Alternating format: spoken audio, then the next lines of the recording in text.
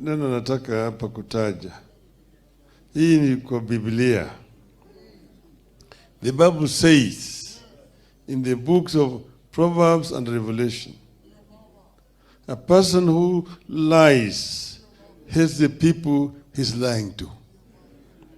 The liar will forever be separated from a living and holy God.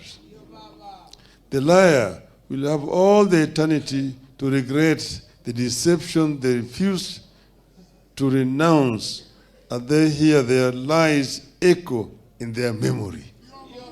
Unquote. Yule ambaye anasema uongo anachuki na wale ambao yeye anawadanganya. Sio? Wakati wa campaign wanasema sisi ni watu wa Mungu sana. Sisi ni watu wa Mungu, sisi ni watu wa Mungu. Sio? Wale wakina Raila wale ni watu wa shetani. Wanaabudu shetani. Siku hizi mnasikia hii mambo ya Mungu tena.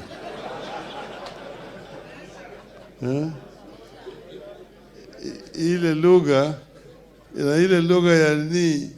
ya hasla ya mama mboga, mtu wa chini, matako juu. Yote sasa imesahaulika, sio? Kwa hivyo sisi tumesema tutasema ukweli, maana ukweli itatuweka wewe huru, sio? So we always stand by the truth. And I was so happy when Tim told me that we are coming to meet with leaders of the church here.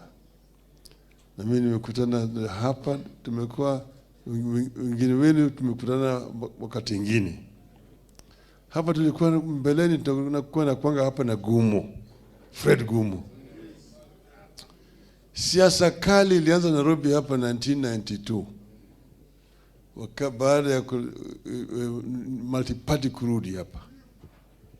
1992 hapa Nairobi kulikuwa ile upepo mkali.